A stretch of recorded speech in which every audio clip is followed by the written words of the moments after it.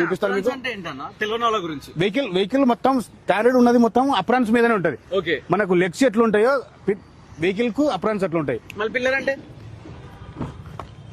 ఈ పిల్లర్ ఉంటదండి,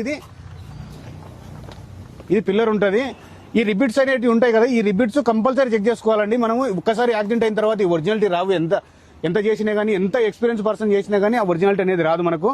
ఒకసారి అవి కూడా చెక్ చేసుకోవాలి. ఈ డోర్లు కూడా చెక్ చేసుకోవాలండి. ఈ కంపెనీ నుంచి వచ్చినది అయితే డోర్ రబ్బర్ పిచ్ ఉంటుంది.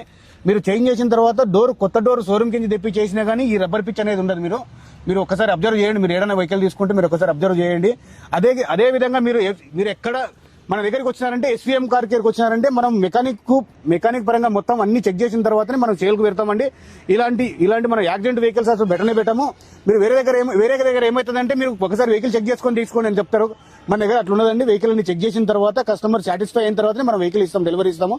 మీరు కూడా ఏమైనా కార్లు కావాలనే గానీ, కార్ సర్వీస్ గురించి ఏమైనా కావాలనే గానీ ఎస్వీఎం కార్ కేర్కు రండి. మనది గూగుల్ మ్యాప్ లో ఎస్వీఎం కార్ కేర్ అని కొడితే మన రోడ్ మ్యాప్ కూడా వచ్చేస్తుందండి. Okay, thank you.